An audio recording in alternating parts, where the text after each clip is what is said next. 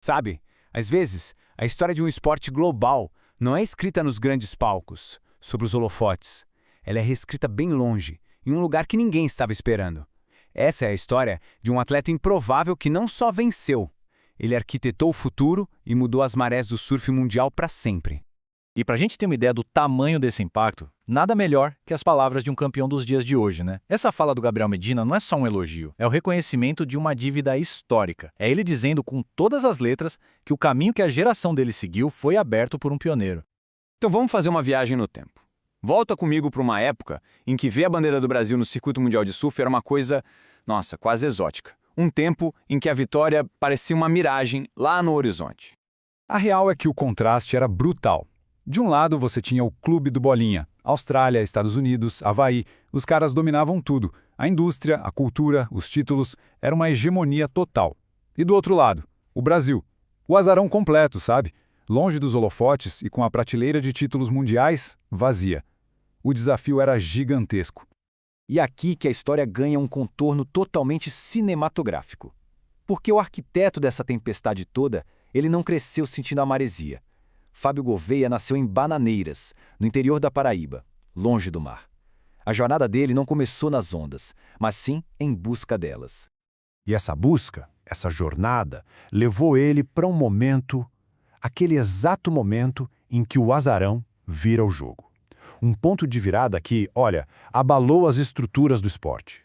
A ascensão dele foi meteórica. Ele começou a surfar com 13 anos, o que hoje é até considerado tarde. Mas só 6 anos depois, em 1988, o que parecia impossível aconteceu. Aquele título em Porto Rico não foi só uma vitória pessoal, foi como quebrar uma barreira psicológica para toda uma nação de surfistas. Esse número aí diz tudo. Primeiro, o primeiro brasileiro a conquistar um título mundial de surf. Ser o primeiro é provar que é possível, é abrir uma porta que todo mundo acreditava que estava trancada para sempre. Mas o talento puro, por mais espetacular que fosse, não era a história toda. O Gouveia tinha uma vantagem técnica, uma obsessão sofisticada que se tornou a sua arma secreta. O ponto crucial era esse. Para ele, a prancha não era só um equipamento com patrocínios desgastados pelo sol, sabe? Era a chave.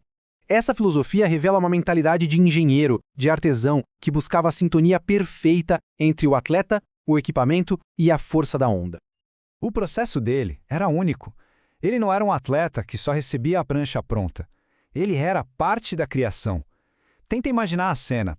No meio do circuito mundial, enquanto os outros descansavam, o Gouveia estava lá, com ferramenta na mão, ajustando o equipamento, transformando teoria em prática. Ele era o atleta e o artesão, tudo junto.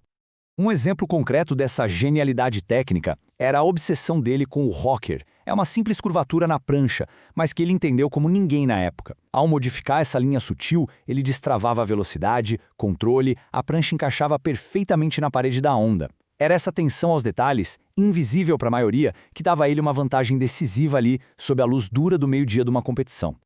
O impacto do Gouveia, no entanto, foi muito além dos troféus ou do design das pranchas. Ele criou uma coisa muito mais duradoura, uma nova mentalidade para o surf brasileiro.